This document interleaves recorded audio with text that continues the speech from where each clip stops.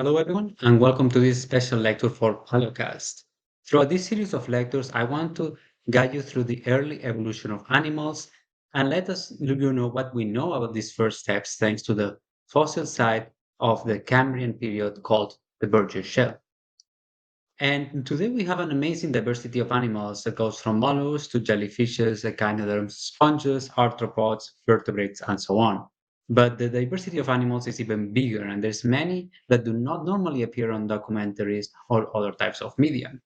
So now the question is the following: where does all this diversity come from? So that will be the objective of these lectures. And first of all, I would like to present myself. My name is Alejandro Izquierdo-Lopez, and I'm a recent PhD from the University of Toronto and the Royal Ontario Museum. So, first, let's put you into context and talk about the origin of animals. We have here the Phanerozoic, which is our eon that covers most of the story of Earth where animals are present.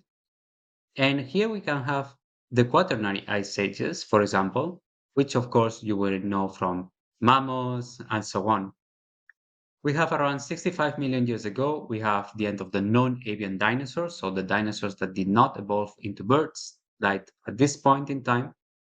And then we have the Permian extinction, which for those that you don't know, is basically the largest extinction on the history of animals, where around 80 to 90% of all the species that live there just died out. So we have to go back way, way, way, way, way to the origin of the Paleozoic to understand the origin of animals. And this is going to cover this time period, which is called the Cambrian period.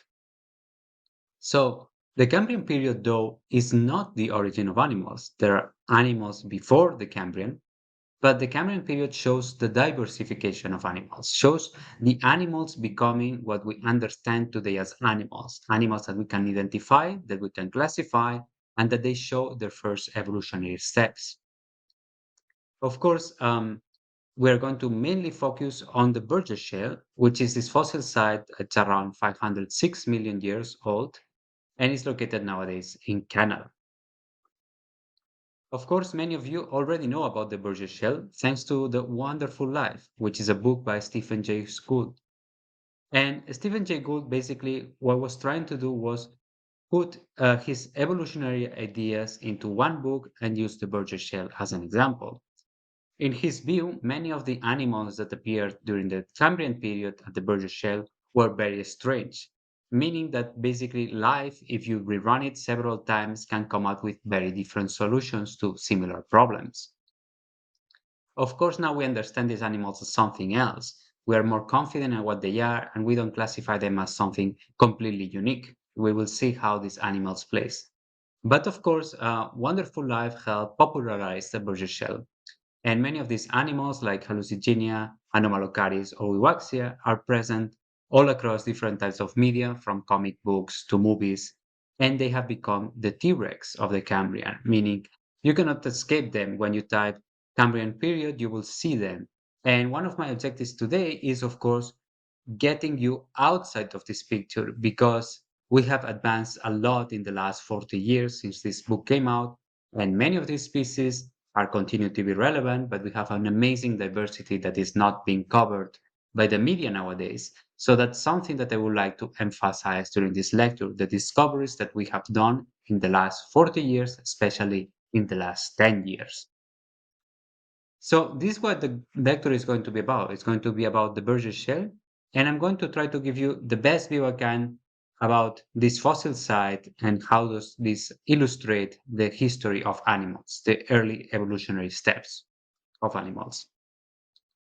Of course, I'm going to first present the team that is working right now on Burgess Shell fossils, which is mostly Dr. Jean-Bernard Caron at the Royal Ontario Museum and at the University of Toronto. And Dr. Jean-Bernard Caron is responsible from creating basically the field season, from leading the field seasons, from investigating, from leading the research, and so on. Mary McCramey is our collection manager, who is in charge of putting everything into order and allowing us access to the fossils. And without her, we wouldn't be able to find fossils, and many things would be way, way more complicated than they are. We have me and Joe Mosiak, who recently graduated with a PhD, and Hatena Osawa, who is a PhD student. Of course, me and Joe have just moved on to different paths. And if you are interested in joining the lab, I would suggest you to contact me so that I can let you know what type of research we do and what type of environment there is. And first, I would like to talk about the Cambrian explosion. So, why are we talking about the Burgess Shale? Why are we talking about the Cambrian? Why is it important? And this all ties to one evolutionary event that we understand as the Cambrian explosion. The Cambrian explosion is basically this event in the history of Earth where suddenly we have this amazing diversity of animals and we have a very comprehensive fossil record. So that's why we call it is an explosion. We suddenly see all of these animals going around. And of course, this was already brought up by scientists from the 19th century, including Darwin, who himself said that, wait, what's happening probably is that there are animals before the Cambrian, it's just that they are not being preserved. So Darwin was right in some sense, but we have also discovered a lot about the Cambrian. And it was indeed a very unique time in the history of animals. And that's why I think we can confidently say it was an explosion in some sense. You may find some videos online saying either that the Cambrian explosion does not exist, that it's overblown, or on the other hand, that the Cambrian explosion is tied up to some type of creationist movement. Neither of these is true, and I would like to give basically the best view of the Cambrian explosion that we have right now. So, the Cambrian explosion originated basically because of what I was mentioning before, basically because many of the animal groups first showed their fossil record during the Cambrian. So, what has happened here? As Darwin said, maybe what happens is that all of these animals here, we don't have them because they were not preserved, but maybe something else is happening. So Darwin was right. We did find animals before the Cambrian period, the Ediacaran fauna. However, we have a problem, which is that animals during the Ediacaran period do not look like animals today. In fact, many of them may not be even animals. I think that right now the consensus is that many of them, if not all of them, are probably animals based on several lines of evidence from morphology, for example, bilateral symmetry. You can compare that for an algae, for example, that is not bilaterally symmetrical, or a fungus. Animals are bilaterally symmetrical, at least most of them, and the diagram fauna, many of them as well. And also, we know based on some organic compounds, of some signatures of organic compounds of fossils, that they probably had very similar lipids, very similar fats as animals have today. So we do have animals, but they are animals that are unclassifiable within our current groups. So what are they? Maybe they are a lost branch of animals that never continued. But we also have something very interesting. We have a very low diversity of animals during the Ediacaran period. We have very few ecological niches and very few evolutionary adaptations. So what does all of this mean? First of all, we have that from the Ediacaran to the Cambrian, we have type of a new adaptation, basically, which is biomineralization. Biomineralization means that animals were able to create hard structures like shells or later down the line bones. And shells will appear in the Cambrian fossil record. For example, you can find here the origin, and you can see that most of them are on the green zone, the Cambrian. Some of them are in the Ediacaran, but very few. So what has happened? So animals at some point acquired either because the conditions of the oceans on the Cambrian were different, or maybe because there were some genes that activated from the Ediacaran to the Cambrian, and this allowed animals to make hard structures. And of course, that made them more easy to find in the fossil record.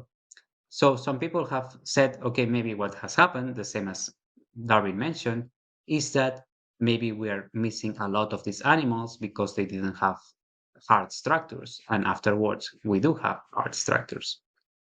So we're going to talk about this a little bit later.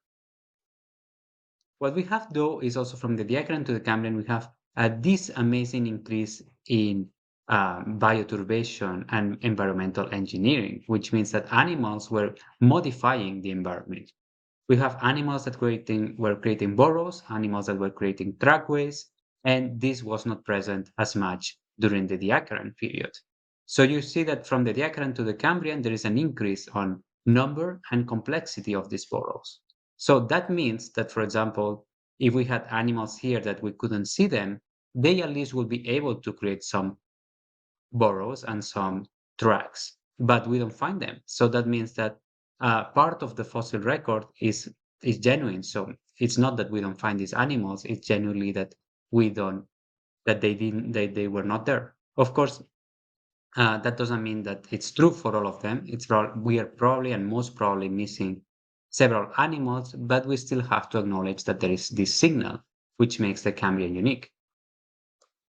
We also have an increase in diversity. So we do have actually very good fossils from the Ediacaran, for example, from Newfoundland in Canada. And even if we consider that many of these fossils were not, these animals were not preserved during the Ediacaran, we have a very low diversity of animals. So from here to there, we still have high diversity. Maybe not as strong as this graph. So if we account for differences in preservation, we may not have such a big difference, but still we have quite a difference. And finally, what we find is a lot of new ecologies and adaptations. So the Ediacaran fauna has been called the garden of Ediacara, meaning that animals were typically living basically without any strong competition with each other. They were filtering particles from the water and just living peacefully. This, of course, has changed. So we do have some evidence right now that there are probably some type of predation in the Ediacaran, but this predation did not trigger at that time very novel adaptations. So, as I said, biomineralization would be one, but of course, other things. For example, in the Cambrian is when we find eyes, we find structures like mandibles, and we find these burrows, for example, that will indicate that animals had legs and fins and hardened structures that would allow them to make these burrows, and they were not present before. So, how does this combine with our big one, the genetics of animals? So, this is a tree of life for animals, and here we have the Ediacaran period. So, we do have that many of the groups theoretically appear during the Ediacaran period. So, we can acknowledge that indeed we have a weak fossil record, and many of these animals were not preserved. But still, during the Cambrian period, we have a lot of different groups that are diversifying. And of course, we have the first evidence of their fossils, of their groups on the fossils. So we have then this very nuanced view of how the Diacaran from the Cambrian compares. But this is not the only thing. We have during the Cambrian, we have that evolution was very fast. By using statistics, we can basically compute how evolution will go through different time periods. And we understand that the Cambrian period evolution was going very fast. So things were changing very easily. But we also have a time of high disparity.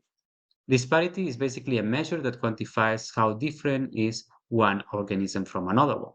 So we have four species here. For example, we'll have these four are the same disparity, but these four have different disparity.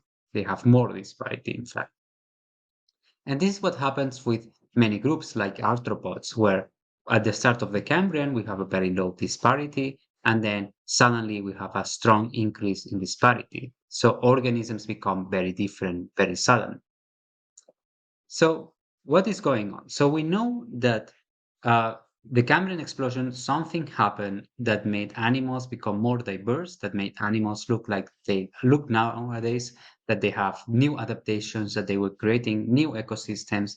And of course, this probably started during the Ediacaran period, but it's on the Cambrian where we see these effects. And what happened? So we understand that there was probably some trigger from the Ediacaran to the Cambrian, and this trigger basically transformed the environment in some way. This transformation of the environment created new niches, so animals could adapt to this new environment.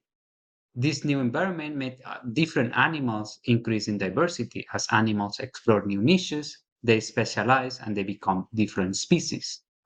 And as there were more species and more animals trying these new niches, there were stronger competition. And when you generate stronger competition, you have more evolutionary innovations. And you create also more disparity. We have animals that were creating new structures. And these new structures themselves allowed for the transformation of the environment. So all of this is a continuous circle that basically feeds itself. And that's probably what happened during the Cambrian explosion. And of course, what was the trigger? There are many triggers, there are many possibilities, and the strongest possibility is that it's a combination of several things. And of course, we also have to understand that probably, as I mentioned, the Cambrian does have better fossils than the Ediacaran, but still the difference may not be that important. So, what are the triggers? We have, for example, the theory that maybe oxygen was a trigger. Oxygen, what will do is will increase the size of the organisms, of animals, and their metabolism. And as they increase their metabolism, for example, they could start new niches. For example, they could start to be predators. And with predators comes new adaptations like eyes and fins. And this will make a modification of the environment because that will make the prey create hardened structures to defend themselves and so on, making again this circle. We do have some geological data that points out that the oxygen did increase during the Cambrian period, but we also know that many animals were quite large already in the Ediacaran. So there was enough oxygen during the Ediacaran to create large animals. Maybe not to create large and motile animals with high metabolism, but at least quite large. Maybe what happened was that there were new genetic networks. So the genetic networks of the diacan were quite simple. And suddenly we have the genes basically came to a point where they became way more complex and they were creating some gene networks that will basically create new adaptations like eyes and fins. We do have basically evidence that evolution was going very fast during that time and that we have these new adaptations. But the question still remains, why was it so fast during that time? Why has not it happened since, and why was it at that period of time? And then we have new ecologies. So many of the organisms and during the Ediacaran started to make new ecologies, like making small burrows and making some type of predation. And it was in the Cambrian where this started to be quite complex, creating basically new ecological niches. But did this really make the Cambrian unique? Because this happens after every mass extinction, for example, where all animals die out and the new ecologies have to be replaced, they have to be invented. So why this has not happened before afterwards, or why this not happened before? So with that, I would like to conclude this first section of Palaecast, and I will see you on the next section.